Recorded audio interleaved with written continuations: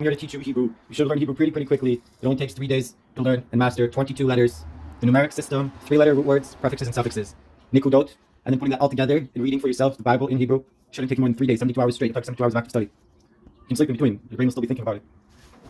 So I'm here to teach you Hebrew more or less. Okay, learn Hebrew. I'm here to stand for Zion, not to be confused with Bibi Netanyahu.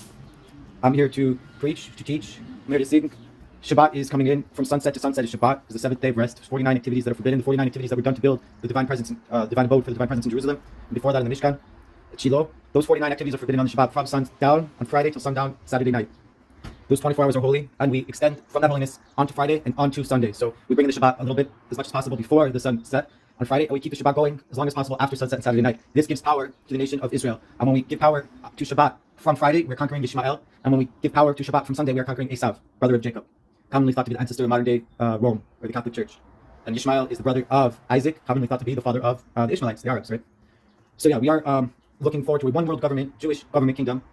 What is it different from the Illuminati that you read about on internet forums? Well, the Jewish real kingdom is not so much going to be rules and regulations by man. It's not going to be a popular vote. It's going to be the word of God with prophets, and there will be a king who will be with a prophet. Everything will be biblical. All the nations of the world will come to Jerusalem to hear the word of God. Everyone will be speaking the word of God. So I don't think it's going to be like Sharia law being forced upon anyone. I think naturally each person in each community and each nation will say like the Israelites said at the mountain, Na'aseh v'nishma. We will do and we will hear. And first we will do it, then we will come to understand. What makes the Jews chosen? What makes the Jews chosen is the fact that they're the only nation that said Na'aseh v'nishma, although every nation in the future will say Na'aseh v'nishma as well. There will be one nation under God. Those who don't want to convert don't have to. It's not going to be forced conversions, but I do think the majority of people will want to convert. There's going to be a time where there's not going to be any more conversions allowed. But from now until then, conversion is happening rapidly, more than probably it's ever happened. Although there have been times where there's been mass conversions to Judaism, even though we don't seek out converts. Now is one of those times, for sure. What's going to happen to everyone else who's not converted to Judaism? What's going to happen with them? Well, whoever did convert, I mean, they'll probably be like a servant, much like Joshua was a servant to Moses. But by servant, it also entails student, who reflects the light of the teacher like the moon and the sun. So if there are going to be nations of the world or people from the nations of the world that don't want to become part of Israel, they'll probably, I mean, assuming they're not wicked completely, like Amalek and have to cease to exist, I assume their existence will be in a state of the moon to the sun, like a student to the teacher. These 22 Hebrew letters, the first 5 of them go like this: Aleph, Beis, Gimel, Dalet, Hey. Aleph, Beis, Gimel, Dalet, Hey. Aleph, Beis, Gimel, Dalet, Hey. Aleph, Beis, Gimel, Dalet, Hey. Aleph, Beis, Gimel, Dalet, Hey. The second letter, Beis, has a dot in it. If you take out the dot, it's still the same letter. In fact, in the Torah, biblical handwritten parchment scrolls, on cowskin, parchment, it has to be written from another kosher scroll. You can't just write it, copy letter by letter. They dip in a ritual bath first because they want to write it in purity. It costs like $30,000 to pay someone to write it. It takes a long time to write it in ink. There's no vowel points. There's no nikudot. So there's no point inside the base, and you can read it base or vase. Base is when you have a dot. When there's no dot, it's vase. Sephardic Jews or modern Israeli Jews, you might pronounce it instead of base and vase, they might pronounce it bet and vet. Okay, that's their prerogative. Okay, anyways, we have the first 5 letters. We start Aleph, Beis, Gimel, Dalet, Hey. The letters make the sound of their name. So Aleph sounds like the first letter. It sounds like the A. Okay, Beis sounds like the first letter of its name, Be. So Beis says Be. Gimel, or if you're a Yemenite Jew, Gimel, makes the sound of the first letter, Ge or J. Okay, Dalet, again, would make the sound of its first letter, Da, from Dalet. So Da or Da. Okay, Hey would be Ha, from Hey, the first syllable of Hey.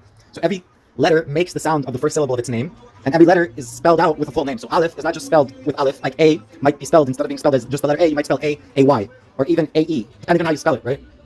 Same with Hebrew. Aleph is spelled Aleph Lamed Pei, and Beis is spelled Beis Yod Tav, and Gimel is spelled Gimel Mem Lamed, or maybe Gimel Yod Mem Lamed. Dalet is spelled Dalet Lamed Yod Tav. Hey is spelled or Hey Aleph or Hey Yod, and depending on how you spell it, you'll have different numerics that will come out. For example, the name of Yod Hey and Vav Hey in English called Y-A-H-W-E-H, Hashem, the name. So it's YHVH. YHVH is in Hebrew Yod Hey and Vav Hey. Yod Hey is 10 and 5. Vav Hey is 6 and 5. 10, 5, 6, 5 is 26. But from that 26, we can get to 45, which is Mem Hey, Ma, what? Or Aleph, Dalet, Mem, Adam, Adam. How do you get from the 26 to the 45? Well, the 26 is Yod Hey Vav Hey, but Yod Hey Vav Hey equals 26 if you just have the letter Yod and the letter Hey and the letter Vav and the letter Hey. There's actually additional letters hidden within. How? Where do you get the additional letters hidden within? Spell it out. Yod is spelled out Yod Vav Dalet. So we already have 10 extra because we have 10 from the Yod, 6 from the Vav, Dalet is 4, so that's another 10. So Yod spelled out fully is 20, not 10, it's 20. It's 10 just from the Yod, but 10 from the inner letters also, so together 20.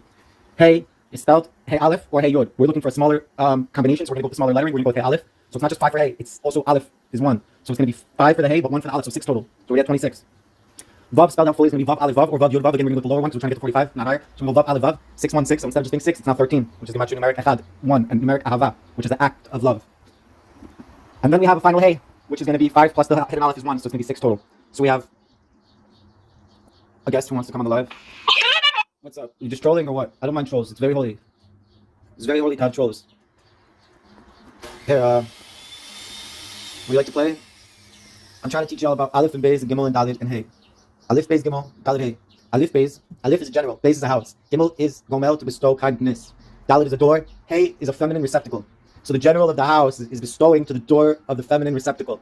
Vav is connecting to the Zion is the sword or the male sexual organ. Ches is the eighth above the physical finite. Tes is 9. It's like completes the lower set. Yod is the smallest letter. It starts everything. Every letter you can find a Yod in it. Yod is Yod. It's like a hand. It's also the letters of Dayo, of Dalet Yod Vav, ink that you write on parchment. It's just this first splash of ink. When you write a letter, it's the Yod. Kaf or Chaf when there's no dot, or Kaf or Chaf Sofi when it appears at the end of the word and it takes its final form, the end form, the long form, has a numeric value of 20. We moved up from 1 to 9, now we're going 10 to 100, 10 to 90. And you have Lamed, it's the tallest letter, Domed, it's the teacher. Mem is like a womb, or an embryo, I think has 40 days till it takes form. So Mem is numerical 40. Mayim is water, it's spelled Mem, with the Yod in between. Mem, Yod, Mem. So we have Mem, Yod, and then the Mem Sofi, because the Mem is out now at the end of the word, so it has the final Mem, the longer one. In this case, it's not really so long. The other letters, Chaf, Nun, Tzadi, Pei. Pei and Tzadi, those are longer. Alright, what else can I tell you, bro? You have 1 through 9, 10 through 90, 100 through 900. If you follow the 22 Hebrew letters, 1 through 9 is going to be Aleph through Tes, 10 through 90 is going to be Yod through Tzadi.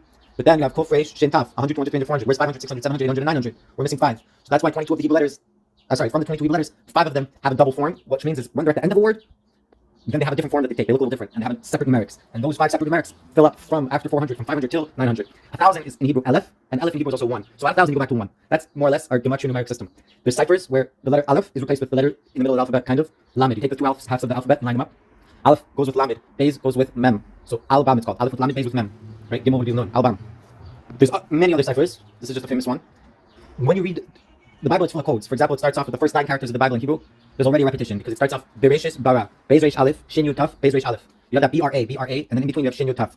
So you have 3 letters, and then the 3 letters repeat, and in between the 2 times that they repeat, you have 3 other letters. So it's like 1, 2, 3, 4, 5, 6, 1, 2, 3.